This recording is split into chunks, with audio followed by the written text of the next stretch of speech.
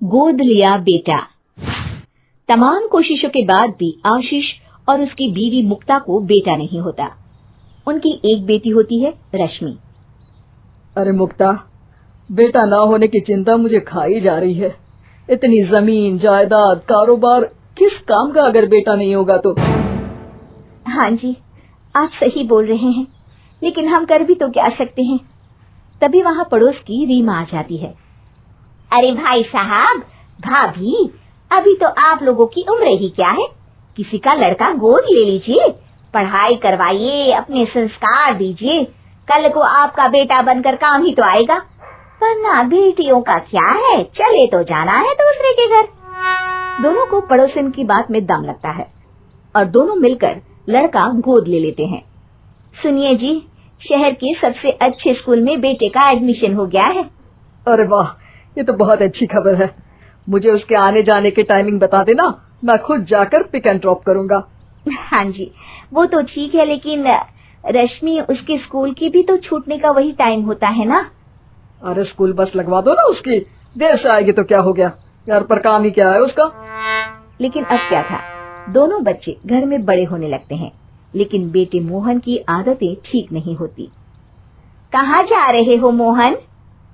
क्या बात है माँ, आजकल कुछ ज्यादा ही चौंकने लगी हो। मैं क्या लड़की हूँ जो बताकर जाओ कि कहाँ जा रहा हूँ, कब आऊंगा। तभी वहाँ आशीष आ जाता है। हाँ हाँ, सही तो बोल रहा है। देखो मुक्ता, मेरे बेटे को रोका टोका मत करो। अरे आखिर कुछ साल में ये सारा कारोबार इसी को तो संभालना है। जाओ जाओ बेटा, एंजॉय करो। मैं कहती हूँ जी, इससे तो बिगड़ जाएगा ये। तुम रश्मि की ओर ध्यान दो, उसके लिए लड़का देखो और उसकी शादी की तैयारियां करो। तभी वहाँ रश्मि आ जाती है। माँ देखो, मैंने डॉक्टरी की पढ़ाई के लिए जो परीक्षा दी थी उसमें पास हो गई हूँ, अब मेरा एडमिशन करा दो ना। हाँ हाँ, करवा दो। जब तक शादी नहीं होती जो कहे वो करने दो। लेकिन सुन रश्मि, जिस दिन कोई लड़का ठीक सा मिल गया, भूल जाना सारी पढ़ाई लिखाई। पैसों की कमी नहीं है मेरे पास, लेकिन हाँ ये समझ ले कि हमें ना तेरी कमाई चाहिए और ना ही तुझे अफसर बनाना है। ठीक है पिताजी, बस ये एडमिशन करवा दीजिए, आप जब कहेंगे मैं शादी कर लूंगी। उसका एडमिशन हो जाता है और पढ़ाई भी शुरू हो जाती है। वहीं मोहन, पापा आज कॉलेज की फीस देनी है, 1 लाख रुपए कैश दोगे या फिर अकाउंट ट्रांसफर? कैसी बात कर रहे हो, बीए की फीस कब से 1 लाख तक जाने लगी? अरे इतनी तो रश्मि की आती है, वो भी एमबीबीएस की। पापा देखिए ना, माँ को फिर जासूसी करनी है। अरे पढ़ाने के लिए पैसे नहीं थे तो दाखिला क्यों किया, या फिर जो पैसे थे वो सब लगा दिए रश्मि की पढ़ाई में, क्यों? अरे बेटा कैसी बात कर रहा है, तेरे लिए पैसों की कभी कमी रखी है क्या मैंने? ना जी ना बेटा, बिल्कुल नहीं। ये ले 1 लाख रुपया कैश जमा करा दे, ठीक है?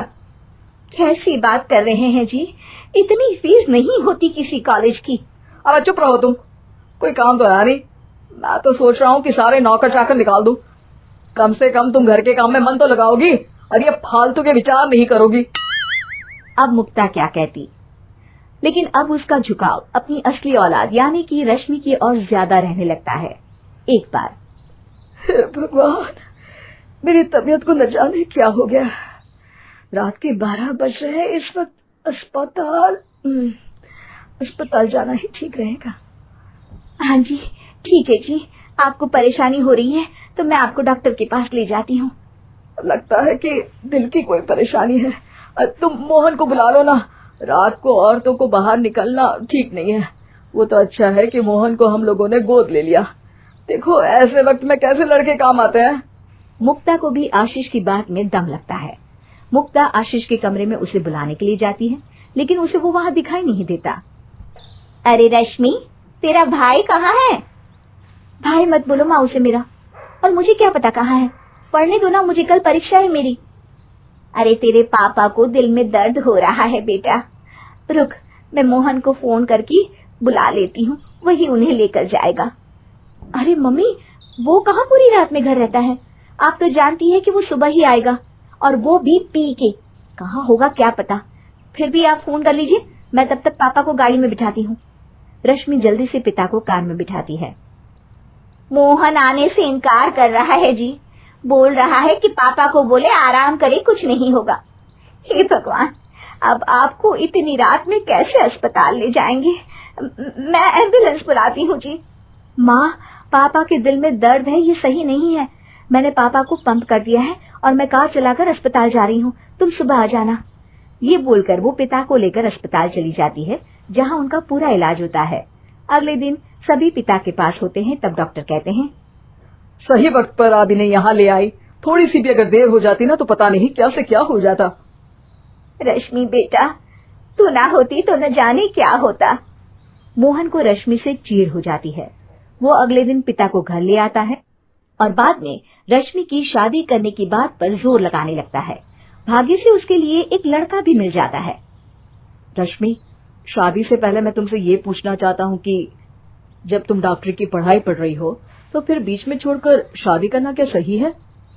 देखिए, मैं शादी तो नहीं करना चाहती थी, लेकिन पिताजी ने दाखिला ही इस शर्त में दिलाया था कि वो जब बोले तब मुझे शादी करनी होगी। ओह, कोई बात नहीं रश्मि, मैं तुम्हारी पढ़ाई आगे करवाऊंगा। तुम मेरे घर को अपना ही समझ कर रहना, पढ़ाई करना और अपनी करियर बनाना। फिर क्या था, रश्मि की शादी रोहन से हो जाती है। शादी के बाद भी रश्मि अपनी पढ़ाई करती है और शहर के सबसे बड़े अस्पताल में डॉक्टर बन जाती है। एक दिन आशीष फोन करके रश्मि को कहता है, बेटा, मैं तुमसे मिलना चाहता हूँ। अच्छा पिताजी, आप मेरे क्लिनिक आ जाइए, मैं आपके लिए ड्राइवर भेज देती हूँ। पिता बेटी के पास पहुँच जाते हैं। बेटा, मुझे ना मोहन की हरकतें कुछ ठीक नहीं लगती। समझ नहीं आ रहा कि क्या करूं। अब तो लगता है कि मैंने उसे गोद लेकर ही गलत कर दिया। हाँ पापा, आप ठीक कह रहे हैं। मैंने उसके मन में आप लोगों के लिए प्यार और सम्मान देखा ही नहीं। आप एक काम करें, उससे सीधी बात कर ले, शायद वो कुछ समझ जाए। पिता बेटी की बात मानकर मोहन को पास बुलाते हैं। देखो बेटा, एक बात साफ है, अगर ठीक से रहोगे तो प्रॉपर्टी दूंगा, नहीं तो। ओए बुड्ढे सुन, ज्यादा बेटा बेटा ना किया कर। मुझे पता है तूने मुझे गोद लिया है, और हाँ, निकालने की धमकी किसे दे रहा है? याद है ना तुझे, उस दिन रिजल्ट के पेपर पर मैंने तेरी साइन भी ले ली थी। वो दरअसल प्रॉपर्टी के पेपर थे। अब वैसे भी तेरी सारी प्रॉपर्टी मेरी है। अच्छा, बहुत अच्छा रंग दिखाया तूने बेटा। बेटा मैं तुम्हारा बेटा नहीं हूँ। जो तुम्हारी अपनी बेटी थी ना, वो तो निकल गई। अब घर में रहना है तो काम करके रहना होगा, वरना दोनों बुड्ढे बुड्ढे को बाहर निकाल दूंगा, समझे? बेचारे मुक्ता और आशीष अपने ही घर में नौकर की तरह जिंदगी काटने लगते हैं। लेकिन एक दिन, अब मुझे तुम लोगों की जरूरत नहीं है, निकलो घर से बाहर। दोनों रश्मि के पास जाते हैं। अरे, ये तो बहुत बुरा हुआ, लेकिन आप परेशान ना हो। आनंद मेरे पति तो वकील हैं, वो आप लोगों का हक आप लोगों को दिला कर रहेंगे। फिर क्या था, रश्मि अपने माता पिता को साथ रखती है। पति की मदद से माता पिता की सारी प्रॉपर्टी उन्हें वापस दिलाती है। प्रॉपर्टी जाने के बाद मोहन कहता है, अब पिताजी मुझे माफ कर दो, मुझे अपने पास रहने दो प्लीज। गलती मेरी है जो मुझे लगा कि बेटे ही जायदाद के मालिक होते हैं। रश्मि बेटा, मुझे माफ कर देना। घर में तो पहले से ही हीरा था, बस हम तुझे पहचान नहीं सके।